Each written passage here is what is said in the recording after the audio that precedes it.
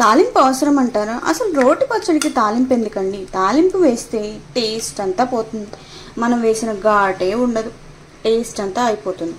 నెయ్యి మాత్రం అస్సలు వేసుకోకూడదు. వేయించుకున్న అమ్మడి బీరకాయ ముక్కలు, అలానే ధనియాలు, పచ్చిమిర్చి అవన్నీ కూడా ఇందులో అయితే వేసుకున్నాం.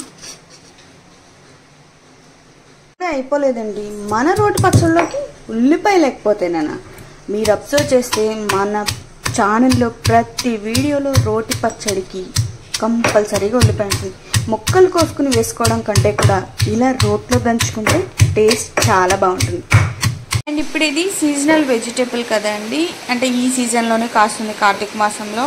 సో తప్పకుండా ట్రై చేయండి. ముందుగా అయితే దీన్ని నీట్గా వాష్ చేసుకొని ముక్కలుగా అయితే కట్ చేసుకుందాము.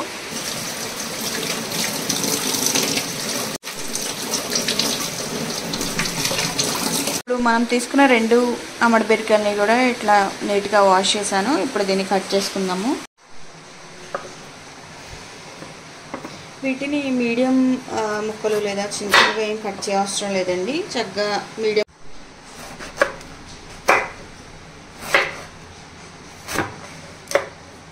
లేత అమ్మడి బీరకాయ అయితే చక్కగా ఇట్లా ఈజీగా కట్ అయిపోతాయండి. లేత బీరకాయ అయితే పచ్చడికి కూడా టేస్ట్ బాగుంటుంది.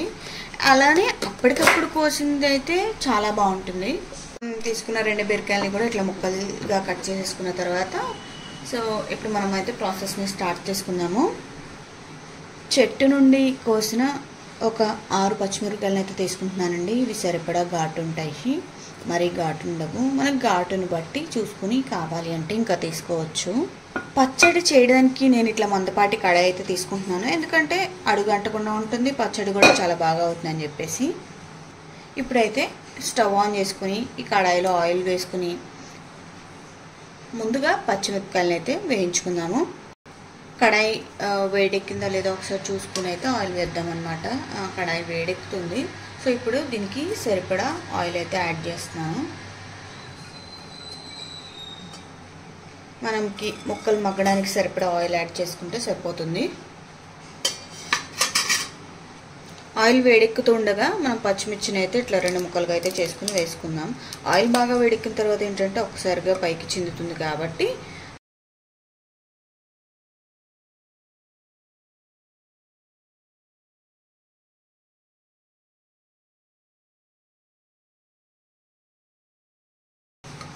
చక్కగా ఇట్లా పచ్చిమిర్చిని 2 ముక్కలుగా అయితే చేసుకుని యాడ్ చేసేసాను.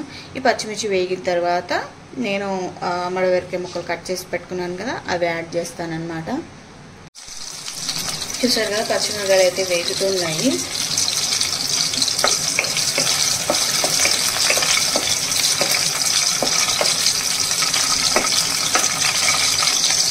పచ్చిమిరపకాయలు ఇలా వేగుతూ ఉండగా నేను ఒక 2-3 టేబుల్ స్పూన్స్ టేస్ట్ కోసం ధనియాలు అయితే యాడ్ చేస్తున్నాను.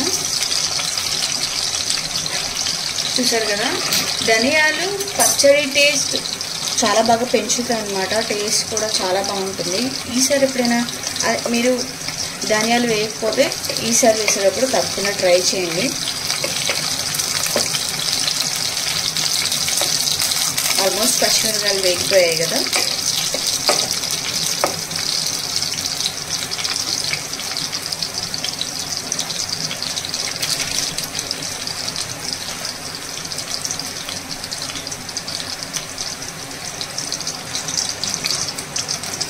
పచ్చిమిరపకాయలు అయితే వేగిపోయాయి, ధనియాలు కూడా వేగుతాయి అన్నమాట. సో ఇప్పుడు నేను కట్ చేసిన మనం నేతి బీరకాయ ముక్కలు పెట్టుకున్నాం కదా, అవి యాడ్ చేస్తున్నాను.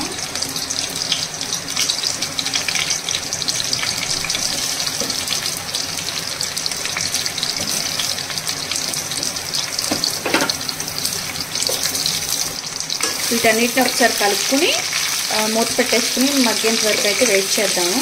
ఇప్పుడైతే దీనిలో కొద్దిగా సాల్ట్ అయితే యాడ్ చేద్దాం. కల్లుప్పు వేస్తే పచ్చడి టేస్ట్ చాలా బాగుంటుందండి, అందుకే కల్లుప్పు అయితే యాడ్ చేస్తున్నాను, ఒక స్పూన్.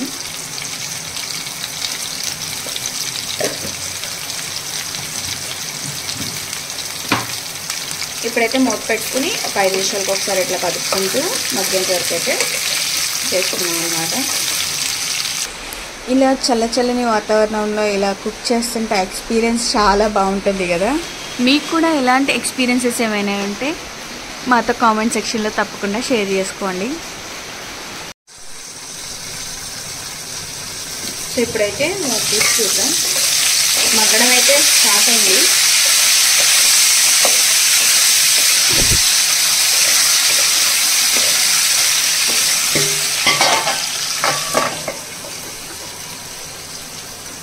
ఇలా 5 నిమిషాలకు ఒకసారి కదుపుకుంటూ చక్కగా మగ్గేంత వరకు అయితే వెయిట్ చేయాలన్నమాట.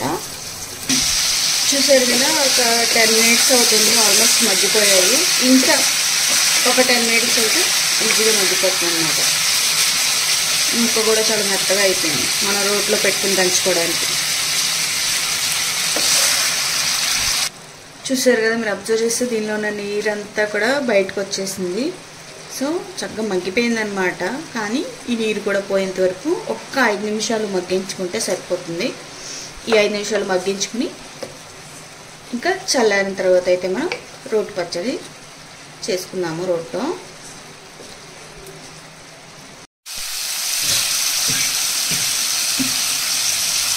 చూసారు కదా, మీరు అబ్జర్వ్ చేసుకుని వాటర్ అంతా ఇంకిపోయింది. ఆయిల్ కూడా పైనకి వచ్చేసింది. చక్కగా మన అమ్మడి బీరకాయ ముక్కలు అయితే చక్కగా మగ్గిపోయాయి అనమాట. సో ఇప్పుడు ఇది చల్లారేంత వరకు ఒక 5 మినిట్స్ ఫ్యాన్ కింద పెట్టుకుని మనం రోట్లో అయితే దంచుకున్నాము. స్టవ్ అయితే ఆఫ్ చేసేస్తున్నాను.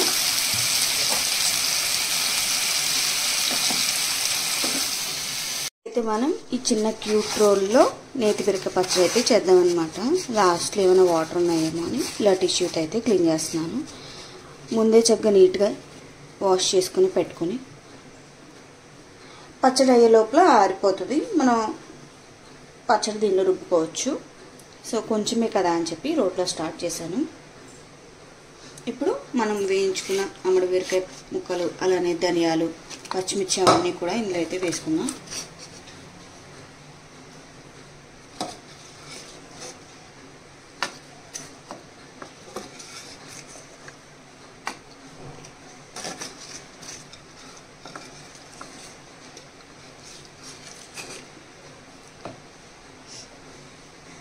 సో ఇందులో వేసేసుకున్నాం కదా. సో ఇప్పుడైతే చక్కగా చూసారు కదా ఎంత ఈజీగా అయితే నలుగుతుందో. ఎందుకంటే మగ్గించుకున్నా కాబట్టి ఈజీగా నలుగుతుంది.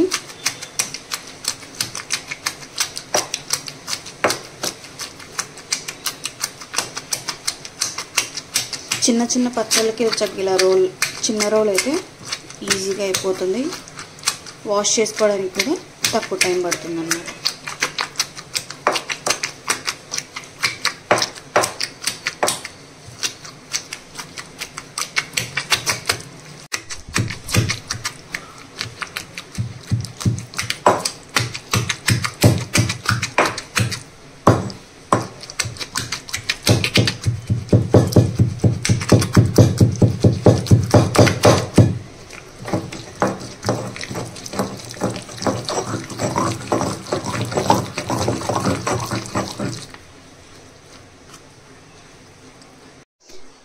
చూసారు కదా, ఒక 2-3 మినిట్స్లో నలిగిపోయింది అనమాట నాకు. దీనిలో హాఫ్ అయితే పక్కకు తీసాను. ఎందుకంటే ఇప్పుడు కొద్దిగా జీలకర్ర, అలానే వెల్లుల్లి, టేస్ట్కి సరిపడా చింతపండు అయితే వేస్తాను. సో నలగదు అని చెప్పి కొంచెం అయితే పక్కకు తీసాను అనమాట. సరిపడా కొద్దిగా జీలకర్ర అయితే యాడ్ చేస్తున్నాను. అలానే ఒక 4-5 వెల్లుల్లి గర్భాలు, వీటితో పాటుగా టేస్ట్కి సరిపడా కొద్దిగా చింతపండు అన్నమాట. చూసారు కదా, ఒక నిమ్మకాయ కన్నా చిన్నది కొంచెం టేస్ట్కి సరిపడా వేసుకుంటే సరిపోతుంది. సో ఇవన్నీ కూడా నలిగేంత వరకు ఒకసారి దంచుకుని ఆ తర్వాత పక్కకు తీసిన సగం ఉంది కదా, ఆ హాఫ్ని కూడా కలిపి అప్పుడు మళ్ళీ ఒకసారి దంచుకుంటే ప్రిపేర్ అవుతుంది.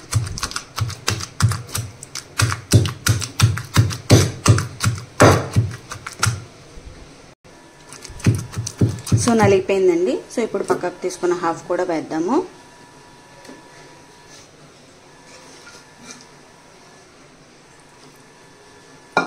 సో దీన్ని కూడా కలిపి ఒకసారి అయితే దంచుకుందాం.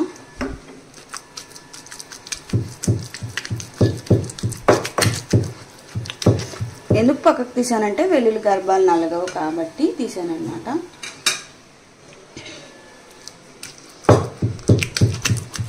చక్కగా మనం వేసుకున్న జీలకర్ర వెల్లుల్లి చింతపండు అంతా కూడా మొత్తం కలిసేంత వరకు చక్కగా ఇలా ఒకసారి రుబ్బుకొని బౌల్లోకి అయితే తీసేసుకున్నాం.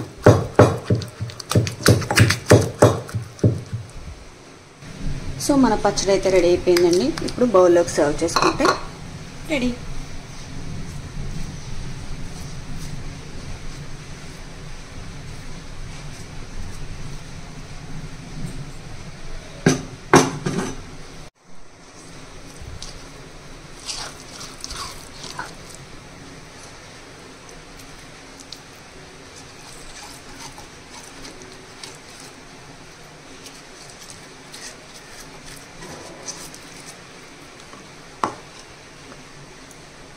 అయిపోలేదండి, మన రోటి పచ్చళ్ళలోకి ఉల్లిపాయ లేకపోతేనా.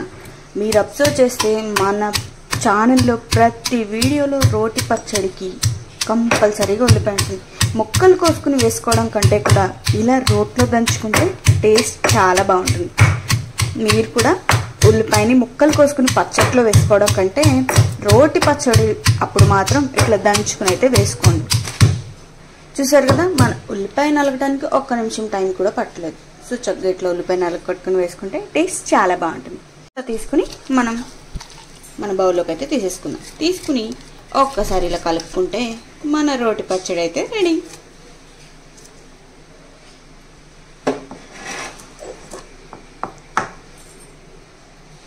చక్కగా ఇలా ఒకసారి కలిపేసుకుంటే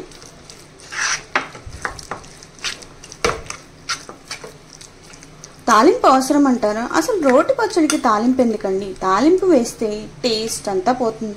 మనం వేసిన ఘాటే ఉండదు, టేస్ట్ అంతా అయిపోతుంది. నెయ్యి మాత్రం అస్సలు వేసుకోకూడదు. ఇలా చల్లని వెదర్లో ఇలా ఘాటుగా రోటి పచ్చడి తింటే ఎంతో బాగుంటుంది కదా. వర్షం పడుతూ ఉంటే ఇలా వేడి అన్నంలో రోటి పచ్చడి వేసుకుని తింటే ఎంతో బాగుంటుంది కదా. సో ఈ అమ్మడి బీరకాయ రోటి పచ్చడి ప్రాసెస్ కనుక మీకు నచ్చినట్టయితే లైక్ చేయండి, షేర్ చేయండి. మరిన్ని వీడియోస్ కోసం మన ఛానల్ని సబ్స్క్రైబ్ చేసుకోండి. మళ్ళీ ఇంకొక మంచి రెసిపీతో మళ్ళీ మీ ముందుకు వస్తాను. Until then take care, bye bye, have a good day.